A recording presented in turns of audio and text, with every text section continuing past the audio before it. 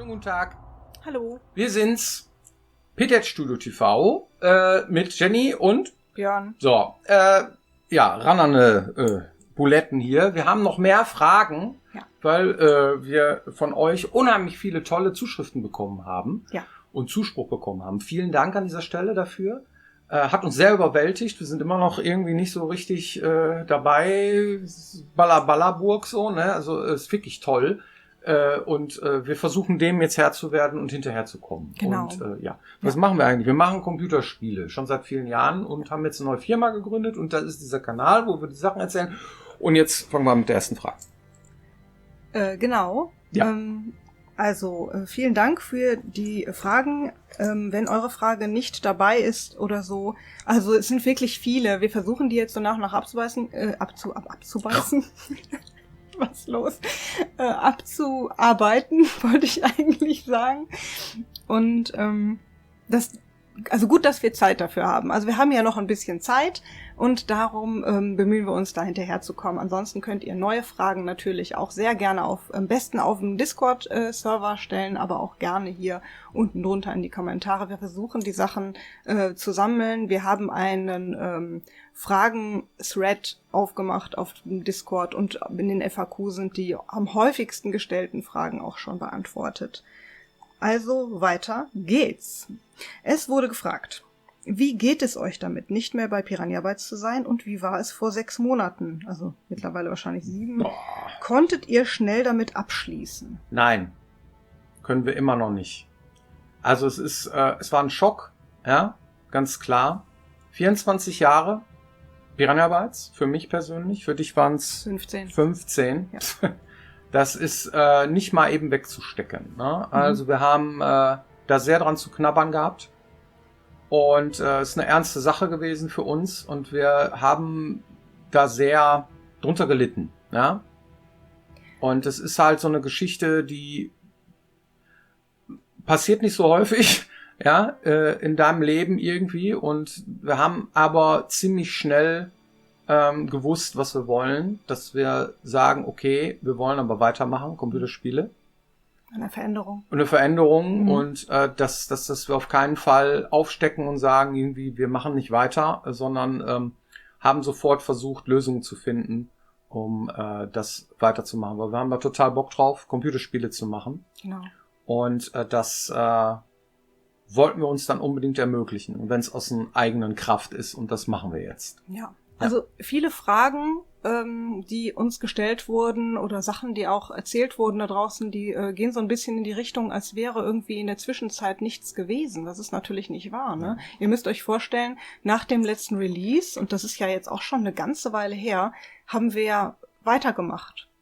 Und wir wussten ja, dass die Situation nicht einfach ist. Wir wussten, dass es sehr viel Druck da draußen herrscht. Wir wussten auch, dass die Gelder nicht mehr so einfach fließen. Wir wussten, dass unglaublich hohe Erwartungen da draußen sind an unglaublich viele Teilbereiche dessen, was wir erarbeitet haben. Und wir haben versucht, in den letzten Jahren, also seit dem letzten Release, dem nachzukommen, haben alles auseinandergepflückt, die Engine neu aufpoliert, haben mit Partnern und Outsourcern gearbeitet. Wir haben wirklich alles getan, um zu versuchen, diesem Anspruch gerecht zu werden, haben tatsächlich wieder angefangen, Überstunden zu kloppen, obwohl wir das nie wollten. Und das war eine unglaublich anstrengende Zeit, die dann am Ende trotzdem schlecht geendet ist, ja. Und die ganze Arbeit, die wir investiert haben und die Sachen, die wir gemacht und geschrieben haben in dieser Zeit, die erblicken ja jetzt das Licht der Welt nicht. Also das werdet ihr jetzt nicht zu sehen bekommen und das gehört uns auch nicht mehr und das ist total traurig. Also ja, aber es nutzt halt nichts, ne? Ja. Weil Konjunktur ist momentan schlecht, gerade was Computerspiele angeht. Sehr viele Teams werden geschlossen und uns hat's auch erwischt. So ist das nun mal. Da muss man mit irgendwie klarkommen. Man sucht immer gerne nach den Gründen, warum und was hätte man tun können und so weiter. Ja, aber das macht keinen Sinn, weil das hat nicht funktioniert und dann ist es halt so. Ne? Wie gesagt, das ist bei allen so momentan. Ja. Die haben alle zu kämpfen, weil es ist halt schwer, momentan tatsächlich irgendwie bei dieser ganzen Flut von Problemen, die auf einen zukommen, dann tatsächlich irgendwie die Stabilität zu halten. So, ne? Und wenn man noch irgendwo dranhängt, so wie wir dranhingen, ne, dann hat man auch noch andere Sachen mit, die nach oben drauf kommen von jemandem, der mit dir zusammen im Boot sitzt und solche Dinge, ja. Und da muss man einfach irgendwie jetzt versuchen weiterzumachen. Genau, also wir haben es versucht, es hat so nicht funktioniert. Ja. Und jetzt stellt sich halt die Frage, und die ist auch hier tatsächlich bei, genau, die Frage ist, was wollt ihr künftig anders machen, damit euch das nicht wieder passiert? Und damit haben wir uns quasi die letzten Monate am meisten beschäftigt. Ja. Also was ist denn dann the way to go, wenn das Alte nicht funktioniert hat? Mit welchen Ressourcen und welchen Mitteln können wir denn trotzdem unser Know-how anbringen und unsere Leidenschaft und ja. Also es heißt immer, in guten Zeiten soll man sparen und in schlechten Zeiten soll man investieren. Und genau das tun wir jetzt. Ne? Genau. Das ist so unser Flucht nach vorne, würde ich das nennen. Ja, zu sagen, okay, gut, wir gehen jetzt all in und sagen, wir versuchen das jetzt nochmal. Ja, weil wir glauben, dass das funktionieren kann. Weil wir sehr viel Leidenschaft für diese Spiele auch haben und dass wir glauben, dass das funktionieren kann. Und Glaube versetzt Berge momentan. Was tun wir dagegen, dass das nicht mehr passiert? Konzeptionell haben wir uns auf jeden Fall gedacht, dass wir nicht wieder in den AA-Markt wollen, weil der so nicht funktioniert. Ja. Also die Ressourcen sind zu wenig für die Ansprüche und da ist man in diesem oft kritisierten Uncanny Valley an Dingen, die halt eigentlich cool sind, aber dann nicht das so wie... Das Uncanny Valley muss man erklären, wenn man es anspricht. Es ist AA bedeutet, es sieht aus wie ein AAA-Titel, soll es aussehen, ist es aber nicht, weil es nur mit irgendwie, weiß ich nicht, einem kleinen Team gemacht ist, im Vergleich zu Hunderten, die an so einem riesen Ding arbeiten. Ja. So, ja. Und auch finanziell halt entsprechend nur einen Bruchteil davon in diese Produktion rein buttern können. Wir haben das trotzdem immer versucht und haben das irgendwie immer möglich gemacht.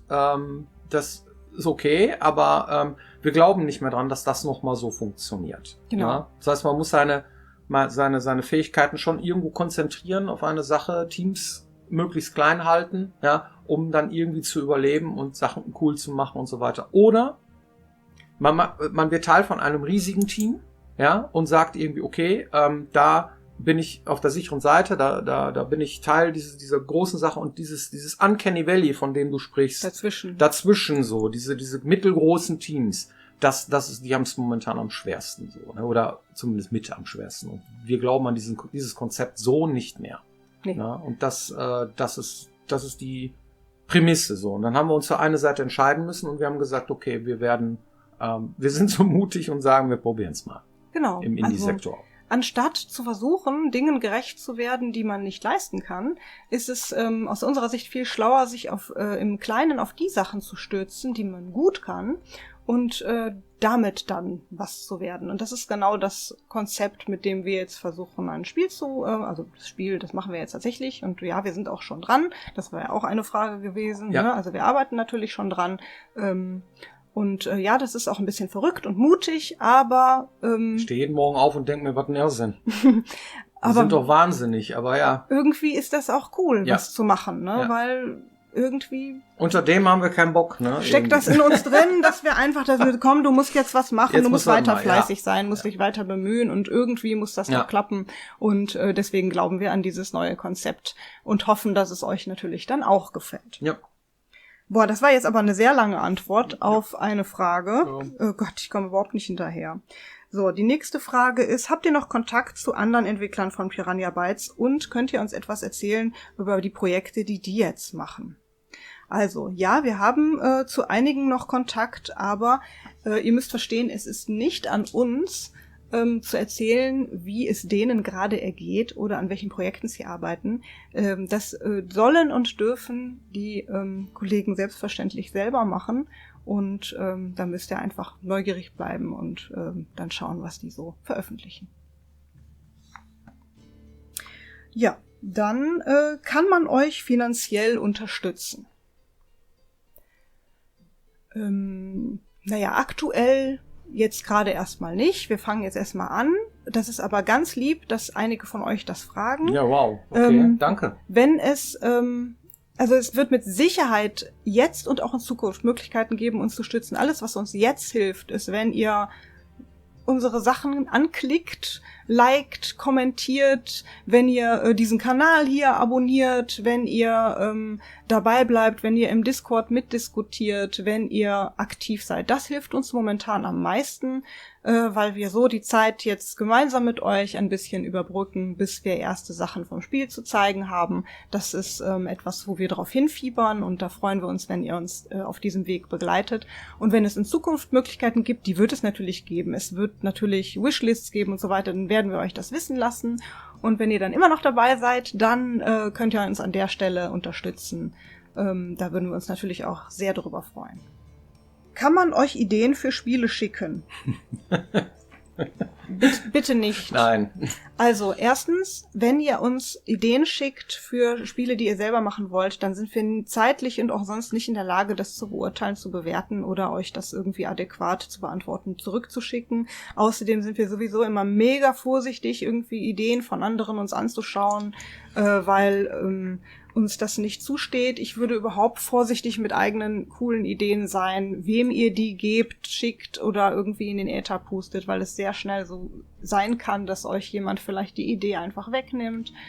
Und wenn ihr uns Ideen schickt, also es gibt ja auch schon unwahrscheinlich viele Leute, die einfach grundsätzlich Ideen reinschreiben in Discord und mitdiskutieren. Das könnt ihr natürlich gerne machen, also einfach eigene Sachen, die euch gefallen oder sowas, in Discord zu schreiben. Also so einzelne Ideen ist okay, Ja. aber wovor wir ein bisschen Angst haben, ist, dass uns ganze Konzeptsachen geschickt werden. Ja. Das hatten wir in der Vergangenheit häufig, dass wir solche Sachen bekommen haben und da können wir gar nichts mit tun. Ansonsten hilft es einfach, wenn ihr zum Beispiel den Themen, die wir bearbeiten oder die wir euch vorstellen, sagt, was ihr mögt, was ihr nicht mögt, warum, welche Erfahrungen ihr damit habt. Ja. Das ist cool.